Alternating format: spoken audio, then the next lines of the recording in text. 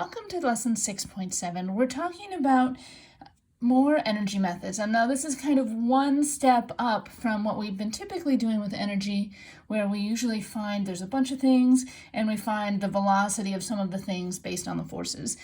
And this is one step closer towards more advanced dynamic methods, and there's a whole class at CASE about this called Advanced Dynamics.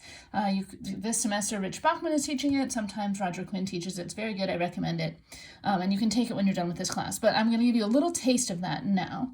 So what if you have a bunch of rigid bodies moving around, and what you actually want is the acceleration or the angular acceleration of the system, the connected system, rather than the velocity? Well,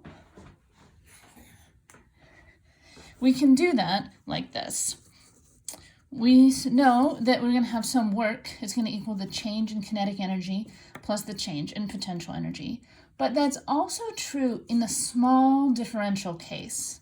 So that means that a small differential amount of work is going to equal a small differential change in kinetic energy plus a small differential change in potential energy.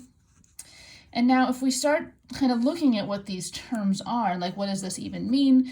The differential work, we just are taking the differential of the work, which is defined as the force, the integral of the force over the distance, applied force over the distance with the dot product in between, because we need that, they need to all be in the same direction, and plus the sum of any moments integrated over as far as they rotate. And so when we take that differential of the integral, right, here we have this force times this differential distance, and we have to do that for every force we have. That's why we have this summation here.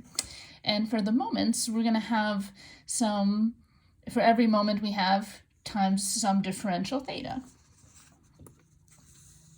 All right, and now let's talk about the potential energy. We said before that for rigid bodies, not much changes. We have our mgh. This is really h of the center of mass, mass of the body, and gravitational constant. So as many bodies as we have, we're going to have this term. And then we're also going to have any springs that we have, right? So we have this differential, and now, of course, the mass isn't going to be changing. The gravity constant isn't going to be changing, because remember, these are small differential changes. So, but the height is there's going to be some differential change in height. And so we're going to have our m, and this is a summation because you could have more than one body, mg delta h, or dh, a little differential h. And then if we take the derivative of this, then it becomes the sum of any spring constants times the deflection times the delta of that spring.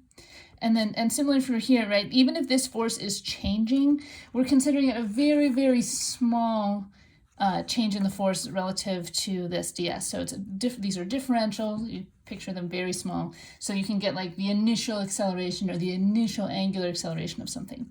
All right, now kind of the tricky term is this kinetic energy. I mean, and it's not really that tricky, but so here we go. We have our dt is going to equal the differential of the sum of our 1/2 mv squared plus our 1/2 I omega squared.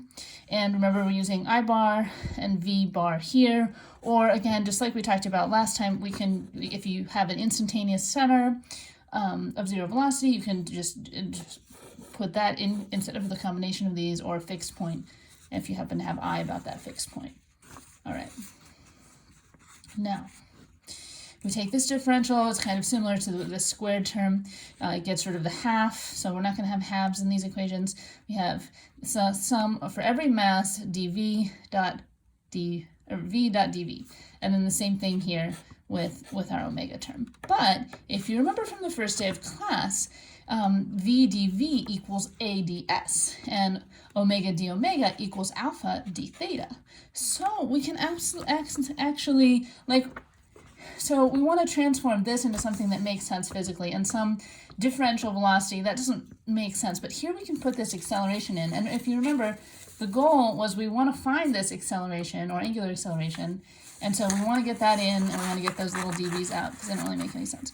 So that means that we can rewrite our little change in kinetic energy like this, as the sum of all of our a dot ds's and our plus our I bar alpha dot d thetas. So now this gives us this equation, and it doesn't look very useful when we put it all together, because like, what are we going to do with this differential s and this differential theta and this differential s, right? And they all could be different, right? Like this force ds could be something different than this ds. I just used it because it's position, but like this is the motion of the center of mass, and this is the motion of this force, and this theta is the angle about this moment, right? And this theta is the angle of rotation about the center of mass. So they're not going to be necessarily the same. So we'll do some examples that kind of help make more sense of this. But okay, let's picture this. Well, but the general tip is you're going to imagine some small displacement. You're going to actually draw it on your paper, and then you're going to relate these terms, right? Sometimes they'll be the same. Sometimes we'll have to do something to relate them. All right, so here, look, here's our force, and here's our x, and the force is in the same x direction. We're gonna think about here. So now for this, we don't have any moments, so we're not going to have this term. We have our force, and that's dot, and this differential movement against the force is in the x direction. So our dx is in this direction, and then we don't have any moments.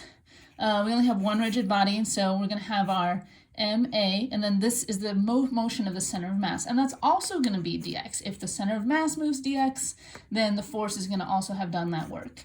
And so then we don't have any rotation, so we don't have to worry about this term at all, because in this example, like, it would just translate. And then we don't have any changes in height, and we don't have any springs. So here we just have our f dx equals ma bar dx. And then now we're at the point where we can use this, because we can cancel out these terms. They only cancel because they are on both sides, right? The only way for this to always be true for any size dx is if f exactly equals ma. So that is how we're going to use differential work. We can find an acceleration, and like there could have been multiple bodies with more complex things, and I'll show some examples. But while we're here, I just want to point out that this same exact math works for what's called virtual work.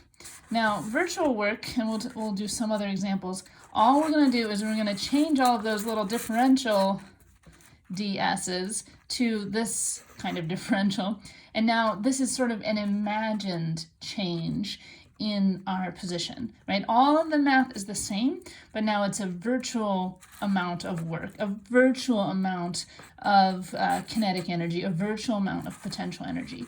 And we'll think about it for problems like this. So imagine you have some accelerating block, and from that block hangs a pendulum or a little parachute or a little mask, and you're pulling here, and now there's going to be some, like the weight and any other forces are going to cancel out, and there's going to be some angle here that's going to be stable, and any difference from that will be unstable. And so now our little differential thetas here we're going to be able to relate differential thetas with other things.